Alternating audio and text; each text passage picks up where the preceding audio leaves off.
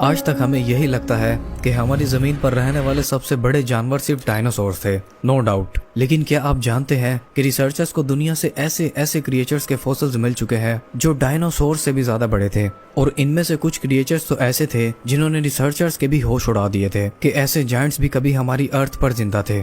आज की इस वीडियो में हम मिलने वाले हैं अर्थ पर रहे ऐसे जायंट्स से जो साइज, पावर और मिस्ट्री के मामले में किसी साइंस फिक्शन मॉन्स्टर से कम नहीं थे।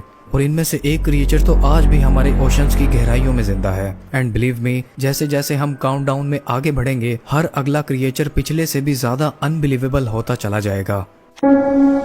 जब हमारे सामने क्रैब का नाम आता है तो अक्सर दिमाग में एक छोटा सा समुद्री जानवर आता है, लेकिन जापान के समुद्रों में एक ऐसा क्रैब रहता है जो इस तस्वुर को पूरी तरह से बदल देता है, और इसका नाम है जापानीज स्पाइडर क्रैब।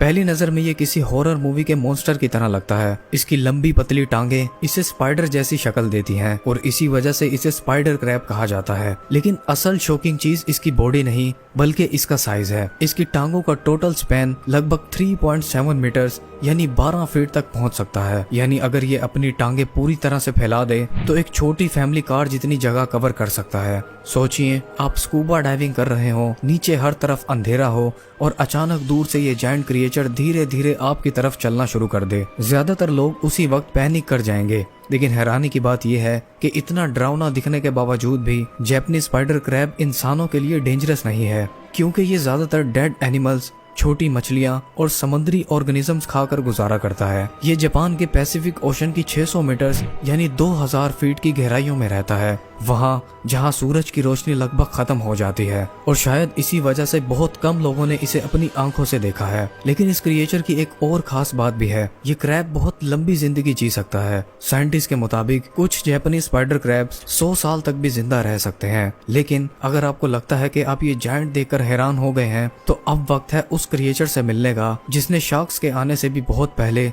समुद्रों पर हुकूमत की थी। आज अगर कोई आपसे पूछे कि समंदर का सबसे खतरनाक प्रीडेटर कौन था, तो शायद आप मेगलोडोन या किसी जायंट शार्क का नाम लेंगे।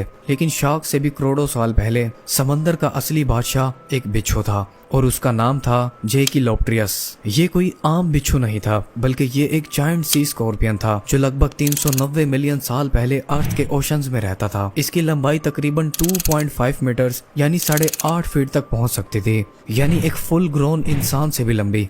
इसके सामने लगे हुए बड़े क्लॉज किसी इंडस्ट्रियल मशीन की ग्रिप की तरह काम करते थे। एक दफा अगर ये अपने शिकार को मजबूती से पकड़ लेता तो फिर उसके पास बचने का कोई मौका नहीं होता था। उस जमाने में बहुत से समुद्री जानवर इसके खौफ में रहते थे। साइंटिस्ट का मानना है कि जेकिलोप्ट्रियस की आई साइट भी काफी अच्छी थी। ये दूर से ही मूवमेंट को महसूस कर लेता था और फिर अचानक बिजली की रफ्तार से हमला करता था। सोचिए, अगर आप ओशन में डाइव कर रहे हो और पानी के नीचे से ये जायंट बिच्छू निकलकर आपकी तरफ बढ़े, तो शायद आपको भागने का भी वक्त ना मिले। लेकिन खुशकिस्मती से ये क्रिएचर आज से लाखों साल पहले एक्सटिंक्ट हो चुका है। लेकिन इसके फॉसिल्स देखकर ये अंदाजा हो जाता है कि उस दौर के ओशंस कितने खौफनाक रहे होंगे।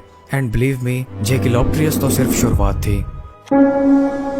अगर आप सोच रहे हैं कि जायंट सी स्कॉर्पियन से ज्यादा खौफनाक क्रिएचर कोई नहीं हो सकता, तो अब इस मिलने वाले क्रिएचर को देखकर शायद आप अपनी सोच बदल लें। सोचिए, लगभग 470 मिलियन साल पहले के समंदर, जहां न शार्क्स का राज था और ना वेल्स का, बल्कि उस वक्त ओशंस का असली बादशाह था कैमरोसरस।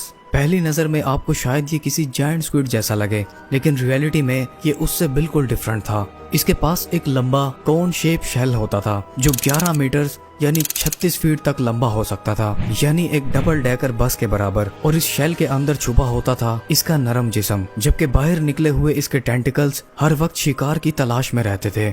लेकिन सबसे हैरान कर देने वाली बात यह है कि इस क्रिएचर के पास दांत ही नहीं थे, लेकिन फिर भी ये अपने दौर के ओशंस का टॉप प्रेडेटर था। जब कोई मछली या दूसरा समंदर जानवर इसके करीब आता तो कैमरोसरस अपने मजबूत टेंटिकल से उसे पकड़ लेता और अपनी तोते जैसी सख्त चोंच की मदद से उसका काम तमाम कर देता। साइंटिस्ट का मानना है कि उस जमाने में बहुत कम क्रिएचर्स इससे बच पाते थे। सोचिए, अगर आप किसी सबमरीन में बैठकर ओशंस एक्सप्लोर कर रहे हो और अंधेरे पानी में अचानक एक 11 मीटर लंबा शेल आपकी तरफ धीरे धीरे मूव करता नजर आए, तो शायद उस लम्हे आपको समझ ही ना आए कि सामने कोई बड़ा पत्थर है या फिर कोई क्रिएचर। लेकिन डोंट वरी, क्योंकि ये क्रिएचर भी मिलियंस ऑफ ईयर्स पहले एक्सटिंक्ट हो चुका है। लेकिन नेचर्स के इन जायंट्स का सफर अभी खत्म नहीं हुआ।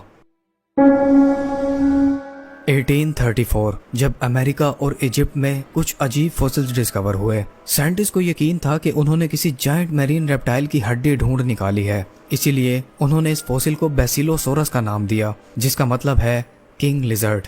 लेकिन कुछ साल बाद जब रिसर्चर्स को इस क्रिएचर के मजीद फॉसिल्स मिले और जब उन फॉसिल्स पर डिटेल में इन्वेस्टिगेशन की गई तो एक शॉकिंग सच सामने आया। बेसिलोसोरस कोई लिजर्ड या रेप्टाइल नहीं था, बल्कि ये असल में एक एंशिएंट व्हेल थी और शायद ये अपने दौर की सबसे डेंजरस व्हेल थी।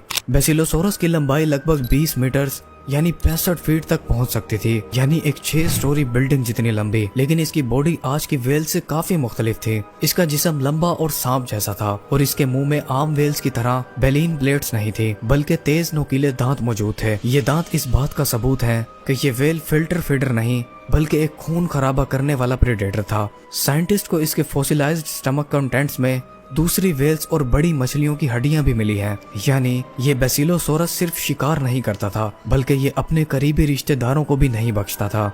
सोचिए, अगर आज के ओशंस में बेसिलोसोरस जिंदा होता तो शायद कोई दूसरी वेल्स आज मौजूद ही ना होती। लेकिन जो क्रिएचर अब हमारी लिस्ट में आने वाला है, उसकी डिस्कवरी ने साइज के मामले में बेसिलोसोरस को भी पीछे छोड़ दिया। अगर आपसे पूछा जाए दुनिया की सबसे बड़ी मछली कौन सी थी, तो अक्सर लोग फौरन ग्रेट व्हाइट शार्क या मेगलाडोन का नाम लेते हैं। लेकिन हमारी अर्थ पर एक ऐसी मछली भी गुजर चुकी है जो साइज में इन दोनों से कम नहीं थी। और सबसे हैरान कर देने वाली बात तो ये है कि ये दिखने में तो इतनी टेरिफाइंग थी, लेकिन ये किसी भी जानवर का शिकार ही नहीं करती थी और इसका नाम था लीड्स इक्थिस।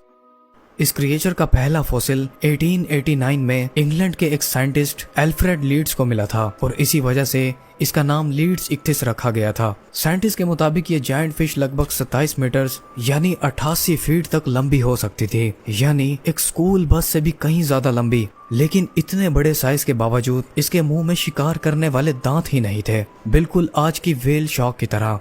ये अपना बड़ा सा मुंह खोलकर पानी के साथ छोटे छोटे प्लैंक्टन्स और माइक्रोस्कोपिक ऑर्गेनिजम्स निगल लेती थी। लेकिन अब आप सोचेंगे कि आखिर इतना बड़ा जिस्म सिर्फ इतने छोटे खाने से कैसे जिंदा रहता होगा, है ना?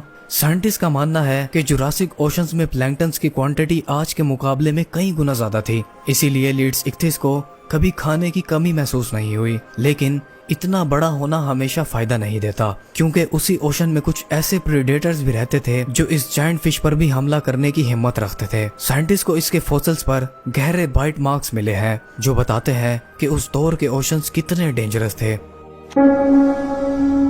आज जब हम वेल्स को देखते हैं तो उनका साइज देखकर ही हमें हैरानी होती है, लेकिन ट्रायसिक पीरियड के ओशंस में एक ऐसा जायंट तैरता था जो वेल नहीं था, लेकिन फिर भी उसका साइज किसी जायंट वेल से कम नहीं था।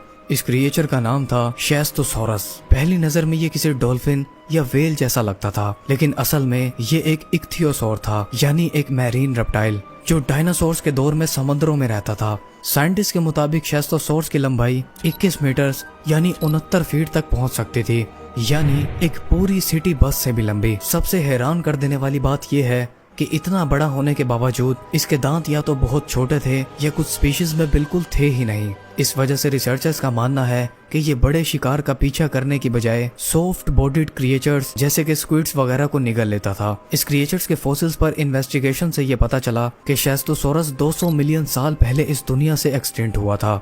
लेकिन नेचर के इन जायंट्स की कहानी अभी खत्म नहीं हुई, क्योंकि अब हम पहुंचने वाले हैं उस क्रिएचर तक जिसके बारे में कहा जाता है कि शायद ये आज तक अर्थ की हिस्ट्री का सबसे बड़ा और हैवी एनिमल था। अब तक हमने जितने भी जायंट्स देखे उनमें से अक्सर समुद्रों के बादशाह थे, लेकिन अब वक्त आ गया है उस क्रिएचर से मिलने का जिसने जमीन पर चलकर साइज की हर हद को तोड़ दिया था, और इसका नाम था अर्जेंटिनोसोरस। 1993 में अर्जेंटीना में एक्सप्लोरेशन के दौरान कुछ बहुत बड़ी हड्डियां डिस्कवर हुई। जब साइंटिस्ट ने उनको डिटेल में एग्जामिन किया तो उन्हें एहसास हुआ कि ये किसी आम डायनासोर की हड्डियां नहीं हैं, बल्कि शायद ये किसी ऐसे क्रिएचर की हड्डियां हैं जो शायद हमारी अर्थ की हिस्ट्री का सबसे बड़ा जानवर रहा होगा, क्योंकि इससे बड़ी और इस जितनी बड़ी हड्डियां आज तक कभी डिस्कवर ही नहीं हुई थी। साइंटिस्ट के मुताबिक अर्जेंटिनोसोरस की लंबाई 40 मीटर यानी 131 फीट तक लंबी होती थी, यानी लगभग 3 सिटी बसेस को अगर एक लाइन में खड़ा कर दें तो भी ये उनसे लंबा हो सकता था। और इसका वजन डिफरेंट एस्टिमेट्स के मुताबिक 90 टन यानी 90,000 केजी के दरमियान था। सिर्फ इसका एक पैर इतना बड़ा था कि इंसानों का एक ग्रुप आराम से उसके फुटप्रिंट के अंदर खड़ा हो सकता था। सोचिए जब इतना बड़ा जानवर जंगल के दरमियान चलता होगा तो जमीन कितनी जोर से कांपती होगी, हर कदम एक छोटे अर्थक्वेक जैसा महसूस होता होगा। लेकिन हैरानी की बात यह है कि इतना बड़ा होने के बावजूद अर्जेंटिनोसोरस कोई प्रीडेटर नहीं था। ये सिर्फ पौधे खाता था और रोजाना अपने इतने बड़े जिस्म को चलाने के लिए सैकड़ों किलो वेजिटेशन खा जाता था। लेकिन अगर आपको लगता है कि ये ही धरती का सबसे बड़ा क्रिएचर था तो कहानी अभी खत्म नहीं हुई, क्योंकि साइज के मामले में तो अर्जेंटिनोसोरस दुनिया का सबसे जायंट क्रिएचर था, लेकिन वेट के मामले में नंबर 1 क्रिएचर अर्जेंटिनोसोरस को भी पीछे छोड़ देता है। 2023 पेरू के रेगिस्तानी इलाके में साइंटिस्ट को कुछ अजीब फॉसिल्स मिले। पहले तो किसी को अंदाजा ही नहीं था कि ये किस जानवर की हड्डियां हो सकती हैं, लेकिन जब उन फॉसिल्स को डिटेल में एनालाइज किया गया तो रिसर्चर्स भी हैरान रह गए।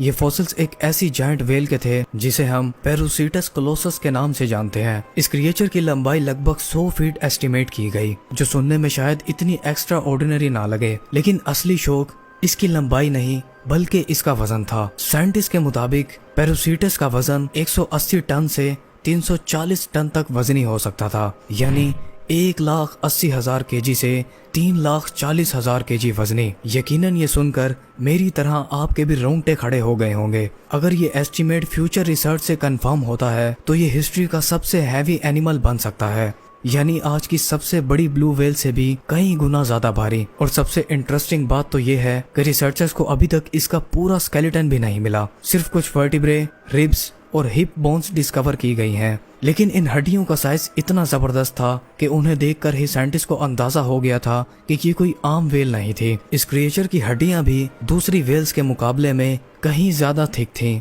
इसकी वजह से साइंटिस्ट का मानना है कि ये क्रिएचर ज्यादातर समुद्र की तह के करीब रहता होगा, जहां उसका भारी जिस्म उसे स्टेबल रखता होगा। और यही बात इस क्रिएचर को और भी मिस्टीरियस बना देती है, क्योंकि हम अभी तक इसके बारे में बहुत कम जानते हैं। हो सकता है फ्यूचर में इसके और फॉसिल्स मिले और हमें पता चले कि ये क्रिएचर हमारी सोच से भी ज्यादा बड़ा और वजनी था, या फिर हमें किसी और भी बड़े जायंट का पता चल जाए, क्योंकि हमारे ओशंस और हमारी अर्थ अभी भी अपने अंदर ना जाने कितने राज छुपाए बैठे हैं।